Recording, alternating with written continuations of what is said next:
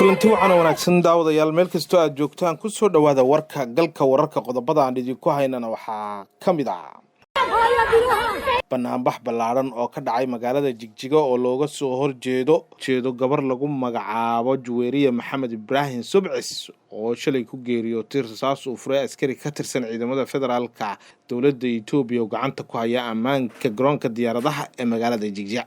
qodobada kale aan idinku hayna waxaa ka mid ah ra'iisul wasaare Xamse Cabdi Barre oo daahfuray barnaamij gaaraya 150 milyan oo dollarka Mareykanka. ciyaaryahankii ugu laacibsanaa xulka 17 jirada Soomaaliya oo maanta la kulmay madaxweynaha Jubbaland Mudane Axmed Maxamed Islaam maxaa uu kala hadlay markii uu madaxweynuhu qaabilay ciyaaryahankan Cabdi Xaafid Maxamed Cabdi. bismillaah weeyay Cabdi Xaafid Maxamed Daali كانت international team under 17 waxaad aad ugu faraxsanahay maanta inaan madaxweynaha la kulmo madaxtooyada ugu maado aad ugu faraxsanahay. qodobadaas iyo qodobo kale oo xiiso leh ayaad ku daawan doontaan warka galka wararka. aan ku bilownay madaxweynaha dowlad goboleedka Jubbaland Mudane Axmed Maxamed Islaam ayaa xarunta madaxtooyada dowlad goboleedka Jubbaland ku qaabilay wasiirka dhalinyarada iyo ciyaaraha Soomaaliya Maxamed Barre Maxamuud iyo xubno ka socday xiriirka kubadda cagta Soomaaliya ciyaaryahan Cabdi Xaafid Maxamed Cabdi. madaxweynaha ayaa waxa uu wasaaradda dhalinyarada iyo ciyaaraha heer federaal iyo heer dowlad goboleedba ku dhiirigeliyay dadaalada ay ku bixinayaan sidii dhalinyarada Soomaaliyeed loo horumari lahaa mustaqbalkooda iyo sidii loo dhisi lahaa sumcadda dalkeena. waxaana madaxweynaha Jubbaland uu u ballan qaaday in uu kulan weyn uu la qaadan doono dhalinyaradii dhawaan ku soo guuleysatay koobkii tartanka ciyaaraha bariga ah Afrika 17 jirada.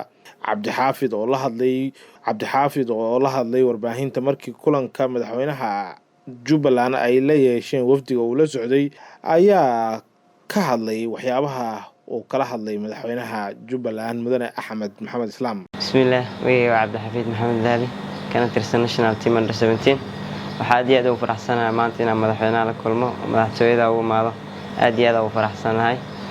wax badan ka wada hadalnay madaxweynaha insha Allah waxa maanta waxa safar u ahay magaalada Muqdisho runtii aad ugu faraxsan inaan kismaayo maado waxa waay ala kulmo madaxweynahayga gudoomiyaha xiriirka kubadda cagta Jubbaland dhammaan iyo familkayga inaan la kulmo aad ugu faraxsanahay insha Allah maanta waxa u socdaa magaalada Muqdisho runtii waxa aad ugu faraxsanahay insha Allah madaxweynaha waxa waay xamar ku sugeeyna hadii la yiraahdo insha Allah kulan kalena waxa la qaadan doonaa insha Allah nay qaranka national team kan 17 madaxweynaha dowlad goboleedka Koonfur Galbeed Mudane Cabdicasiis Xasan Maxamed Laftagareen iyo wafdi uu hogaaminayo ayaa gaaray magaalada Muqdisho caasimadda dalka garoonka diyaaradaha ee Aadan Cabdulle ee magaalada Muqdisho. wafdiga madaxweynaha waxaa ku soo dhaweeyay wasiirro xildhibaano siyaasiyiin iyo qaybaha kala duwan ee bulshada caasimadda. socdaalka madaxweyne Cabdicasiis Laftagareen ee magaalada Muqdisho ayaa ka qayb ah shirka golaha wadatashiga qaranka oo looga hadlayo xaaladda hadda dalka uu ku jiro. madaxda iyaguna imaanaya magaalada Muqdisho oo soo safray waxaa ka mid ah madaxweynaha Puntland Siciid Cabdullaahi Dani oo ku wajahan magaalada caasimadda ah ee Muqdisho iyadoo halkaasi dadka ku sugan magaalada caasimadda ay si weyn isugu soo diyaarinayaan soo dhaweyntiisa. saacadaha soo socda ayaana la filayaa inuu ka dego magaalada Muqdisho ee caasimadda dalka. ra'iisul wasaaraha Soomaaliya Mudane Xamse Cabdi Barre ayaa daahfuray qorshaha horumarinta korontada dalka oo ka qayb ah qorshaha xukuumadda ee tiirka horumarinta arrimaha bulshada. barnaamijka horumarinta korontada dalka ayaa waxaa ku baxaysa lacag dhan 150 milyan oo dollar waxaana la filayaa in wasaaradda korontada iyo biyaha kaashanaysa bangiga adduunka ay mashruuca fuliso. sida uu qorshuhu yahay barnaamijkan ayaa socon doona muddo 5 sano ah iyadoo la qorsheeyay in 11 magaalo oo ka mid ah dalka laga hirgeliyo koronto lagu sameyn doono goobaha waxbarashada caafimaadka iyo dhammaan gobolada dalka. ra'iisul wasaaraha ayaa munaasabadda daafurka ka sheegay in nolosha casriga ah ay koronto saldhig u tahay la'aanteedna aan dhaqaale iyo horumar toona midna aan la gaari karin. xukuumadda uu hogaaminayo ra'iisul wasaare Xamse Cabdi Barre ayaa qorshaheeda siyaasadeed waxaa saldhig u ah horumarinta adeegyada bulshada dalka oo ku burburay dagaaladii sokeeye iyo xoreynta deegaanada cadowga ay ka haystaan Soomaaliya.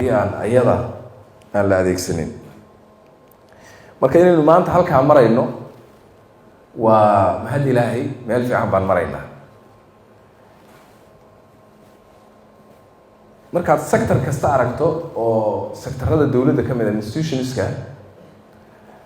wuxuu soo gaaray meel macquul ah oo aan dhihi karno waa soo noqonay oo meel fiican baan maraynaa. wararka ka imaanaya magaalada Jigjiga ee dowlad deegaanka Soomaalida ee dalka Itoobiya ayaa sheegaya in aan wali la aasin meydka xildhibaan Juweeriye Maxamed Ibraahim Subcis oo shalay ku geeriyootay rasaas uu furay askari ka tirsan ciidamada federaalka ee gacanta ku haya ammaanka garoonka magaalada Jigjiga ee Garaadwiilwa. dad u badan dumar oo ka caraysan falkaasi ayaa hortuban guriga ay deganayd xildhibaanada kuna geeriyootay oo meydkeedu hadda u yaala sida uu ku soo waramayo dad goobjoogayaal oo halkaasi ku sugan. mudaharaadayaasha ayaa sheegaya in ay dalbanayaan in cadaaladda in la hor keeno ninkii ka dambeeyay dilka xildhibaanada.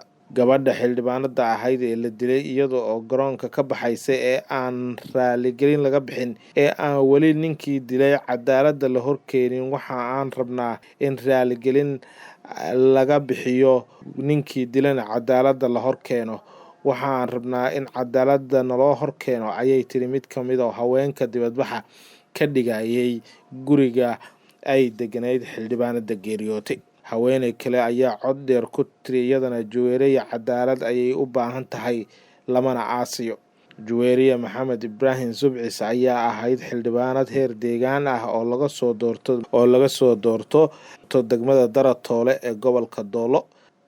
rasaasta ay ku geeriyootay Juweeriye ayaa dad ku dhaawacmay waxa ka mid ahaayeen walaasheed ayaan iyada oo aabaheed uu aad uga naxay dhacdadan oo hadda custaal u jiifo.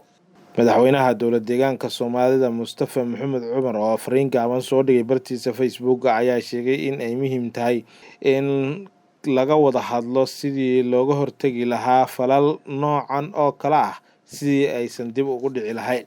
ciidamada ammaanka ee deegaanka ayaa gacanta ku haya gacan ku dhiiglihii dilka geystay waxaana la amri doonaa ciqaabta uu mutaystay ayuu ku yiri madaxweynuhu war qoraal ah oo Facebook soo dhigay. taliyaha booliiska dowlad deegaanka Soomaalida Maxamed Xasan ayaa isna dhankiisa sheegay in gacanta lagu soo dhigay askari ka tirsan ciidamada federaalka Itoobiya ee ilaalada ka garoonka diyaaradaha ee magaalada Jigjiga kaas oo rasaasta ku furay xildhibaan Juweeriye. wasiirka warfaafinta dowlad deegaanka Cabdiqaadir Rashiid oo hadal kooban jeediyay kana hadlay telefishinka deegaanka ayaa isagana xoojiyay hadalka ku aadan in gacanta lagu hayo askarigii dilka geystay.